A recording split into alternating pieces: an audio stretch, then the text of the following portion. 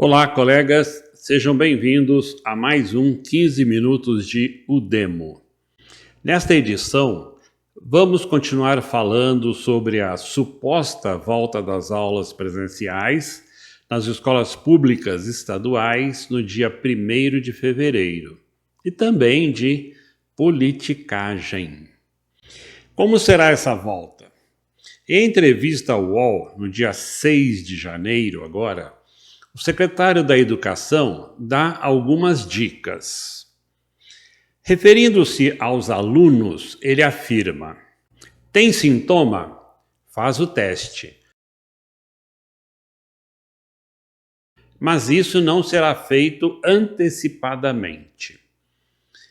Repetindo: tem sintoma? Faz o teste. Mas isso não será feito antecipadamente. Portanto, colegas, na verdade, não será uma medida profilática, de cautela, preventiva, para que os alunos, os professores e os gestores não contaminem e não sejam contaminados. Como os sintomas da Covid levam até 15 dias para aparecerem, nesse ínterim, muitos já terão sido contaminados. Não, senhor secretário.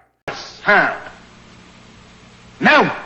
O teste tem de ser feito antes do início das aulas e deve ser condição para a frequência às aulas.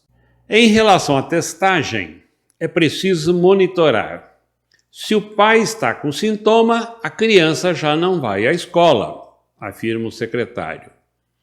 E quem vai visitar essa família para saber se o problema é a Covid? Quem vai controlar, supervisionar esses casos? E a criança, não indo à escola, não vai fazer o teste? Não se pode esquecer que, conforme afirmou o próprio secretário, a escola pública é a escola de pobres, que tem menos acesso a informações corretas sobre a pandemia e a serviços públicos de saúde. Continuando, se a professora não tem sintoma, mas o marido tem, já não vai à escola. Perguntamos, por quanto tempo? E ela também não vai fazer o teste? Continuando, sintomas que podem ser Covid, por exemplo, a coriza, já apontam para que a pessoa não vá para a escola.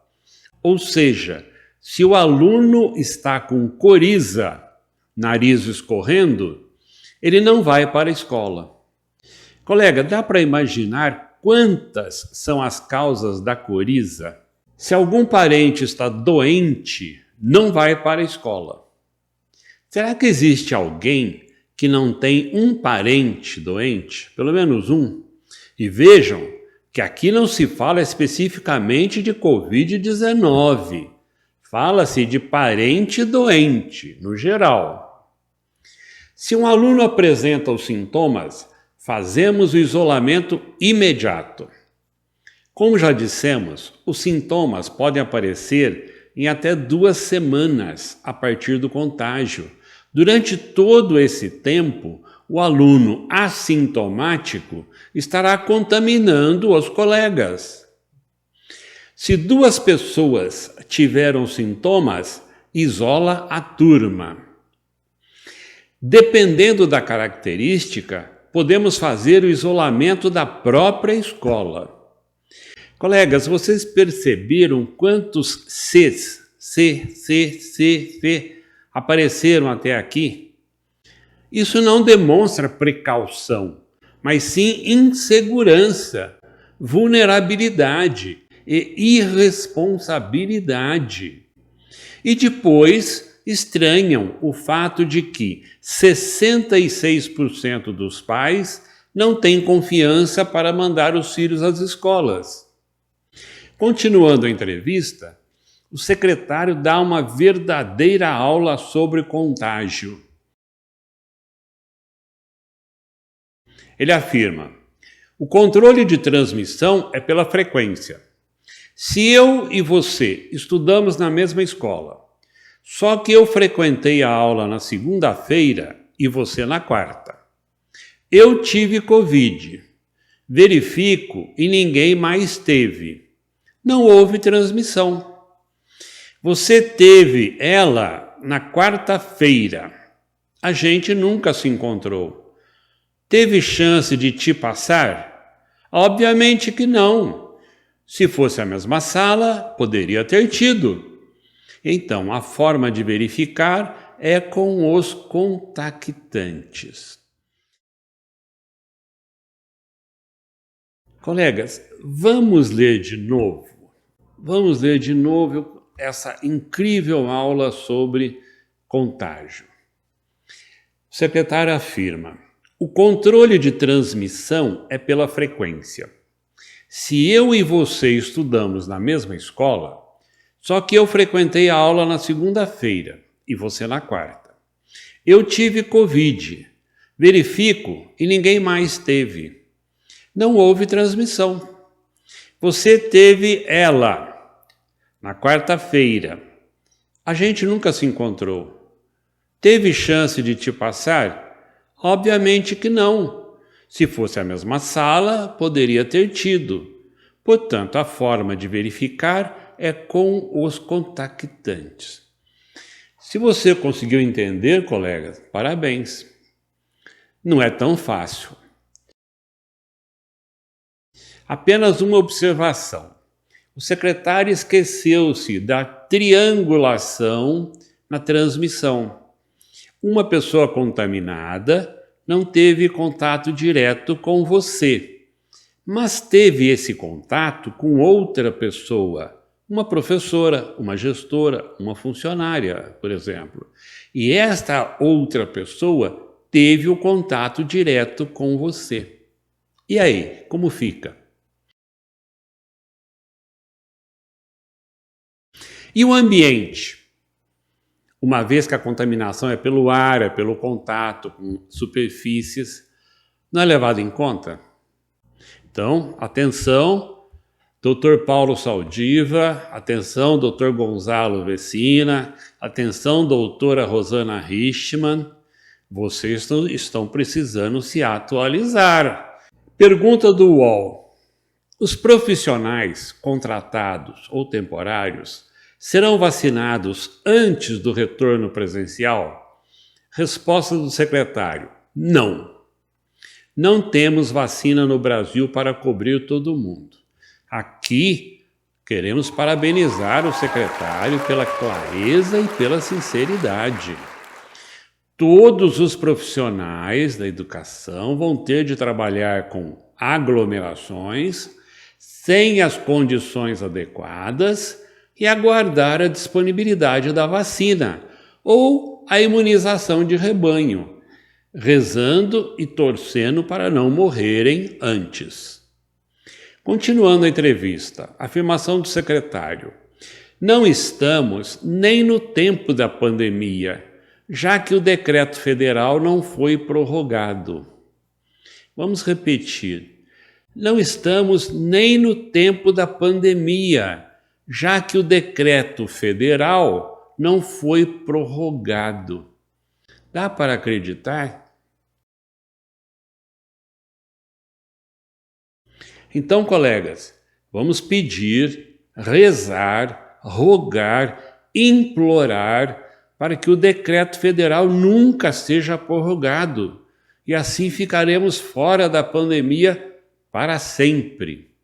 Esperamos, inclusive, poder contar com todos os bolsonaristas nessa campanha. Nos ajudem, por favor. Colegas, vamos rir um pouco. Daria para rir dessas afirmações, que são cômicas, mas o problema é que elas são também trágicas. Não estamos nem no tempo da pandemia, já que o decreto federal não foi prorrogado. Conta-se que num show da banda U2, o vocalista e guitarrista Bono Vox pediu silêncio à plateia e começou a bater palmas pausadamente, né, uma palma a cada segundo. Então ele ia batendo. A cada segundo, uma palma. Depois de 1 minuto, ele continuou batendo as palmas, ritmadamente, e anunciou no microfone: a cada palma dessa, morre uma criança no mundo por desnutrição e diarreia. Alguém da plateia logo se manifestou, levantou e gritou: então, pelo amor de Deus, Bônus, pare de bater palmas. É semelhante ao que nós acabamos de ouvir. Não estamos nem no tempo da pandemia, já que o decreto federal não foi prorrogado.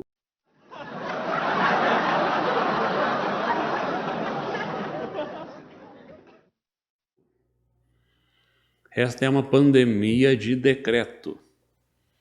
Continuando a entrevista, o assunto passou para o ensino remoto. O secretário afirmou que ele vai continuar o ensino remoto para atender situações excepcionais, como os grupos de risco. Questionado sobre o fato de o ensino remoto não ter tido o resultado esperado no ano passado, o secretário afirmou: vou dar um exemplo de mudança. No ano passado, um aluno não tinha aparelho para estudar online. Era muito mais difícil para ele. Repetindo, no ano passado, um aluno não tinha aparelho para estudar online. Era muito mais difícil para ele. Então aqui fica a nossa pergunta. E agora, ele tem? E agora, todos os alunos têm?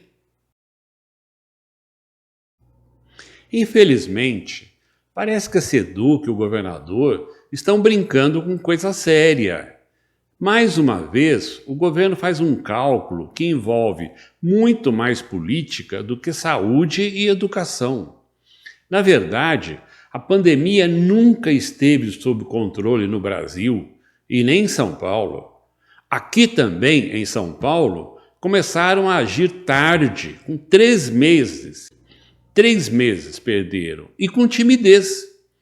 Agora, para piorar, veio uma segunda onda com uma nova cepa do coronavírus.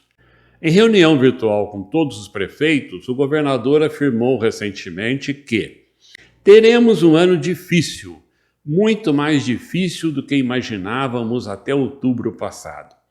Mas vai passar, se tivermos capacidade de agir com o princípio de defesa à vida. Por outro lado, o governador, o secretário da Educação e agora também a secretária de Desenvolvimento Econômico, Ciência e Tecnologia de São Paulo, que não é da área da educação nem da saúde, jogam pesado na volta das aulas presenciais em fevereiro. E quem discorda dessa medida é taxado de vagabundo, se for professor, ou de irresponsável, se for pai de aluno. E o que é pior, tenta-se chantagear pais, professores e gestores com argumentos vazios e equivocados, atribuindo-se às escolas e aos professores problemas que foram criados pela pandemia e não pela suspensão das aulas. Todo o caos que se vive hoje na educação foi causado por uma pandemia e não por uma administração escolar. E uma pandemia que trouxe uma grande preocupação para o governo do estado: a economia. O Plano São Paulo, lançado em maio de 2020, é um plano de retomada da economia, um plano para a reabertura de setores da economia durante a quarentena de enfrentamento ao coronavírus. Não é um plano de retomada da educação. Essa chantagem a que nos referimos, ela vem recheada de excessos, ameaças, pseudo-preocupação com a saúde física e mental dos alunos e dos professores. Para tanto, usam trechos de pesquisas e reportagens que atribuem doenças e sofrimentos dos alunos ao distanciamento da escola, quando, na verdade, essas doenças e sofrimentos são causados pela pandemia. O fechamento das escolas, aliás, é também uma consequência dessa pandemia. Vejam este trecho de uma entrevista dado por uma mãe de aluno, usado pela Secretaria da Educação para tentar justificar a volta das aulas presenciais. Nela, a mãe estava falando sobre o fato de seus filhos terem de ficar em casa. Eles não aguentavam mais ficar em casa. O José, que é um nome fictício, estava até deprimido, porque não podia ir para a rua, andar de bicicleta, ver os amigos. Vamos repetir. O José, aqui é o nome fictício, estava até deprimido porque não podia ir para a rua, andar de bicicleta, ver os amigos. A suposta depressão do José nada tem a ver com a escola, mas tem tudo a ver com a pandemia. Não poder ir para a rua, andar de bicicleta e ver os amigos. Pesquisa Datafolha, divulgada em 17 de dezembro, mostra que o fechamento de escolas como maneira de conter o avanço da Covid-19 é defendido por 66% da população brasileira. A população sabe que as escolas públicas não estão seguras para essa volta. Sabe que a escola não está preparada para dar segurança às crianças e aos professores. Nós, os educadores, temos de ficar com a educação, com a ciência, com as evidências científicas, deixando de lado convicções políticas e ideológicas. E essas evidências mostram-nos que, em 2021, nas palavras do Dr. Drauzio Varella, a epidemia brasileira continuará fora de controle por muitos meses. O impacto da vacinação será insuficiente para o retorno à rotina de antes, até que a porcentagem de vacinados atinja 80% ou mais da população, como indicam os estudos mais recentes sobre a imunidade coletiva ao vírus. A tarefa de imunizar mais de 160 milhões de brasileiros não seria trivial, ainda que já tivéssemos contratado os 320 milhões de doses necessárias. Nos passos trôpegos em que andamos, quanto tempo levará? Palavras do Dr. Drauzio Varella, repetimos. 2021 ainda será o ano da máscara, da higienização das mãos, do distanciamento social, do arejamento. Segundo Marcelo Leite, o povo se anima com uma vacina que a maioria não verá antes de 2022. Em resumo, a culpa desse caos não é das escolas, não, é da pandemia. A culpa não é dos educadores, não, é dos governantes que não se precaveram, inclusive o de São Paulo, que levou 3 meses para tomar alguma atitude, e mesmo assim, atitude muito tímida, incapaz de conter a pandemia logo no seu início, como muito bem denuncia o médico e cientista Miguel Nicoleles. Queremos a volta das aulas presenciais? Sim, mas apenas quando isso puder ocorrer com toda a segurança e infraestrutura necessárias, quando todas as regras sanitárias forem cumpridas, pelo bem dos alunos, dos pais dos alunos, dos educadores e de toda a sociedade. Não nos esqueçamos de que no mês de dezembro as mortes por Covid cresceram 65% no Brasil. Para janeiro e fevereiro, espera-se um crescimento ainda maior, devido às festas de fim de ano e às viagens de férias. E a vacina ainda nem chegou por aqui. Senhor governador, cuidado com o pé. Ele não aguenta muito tiro, não. Obrigado, colegas, pela atenção e até o próximo 15 minutos de O Demo.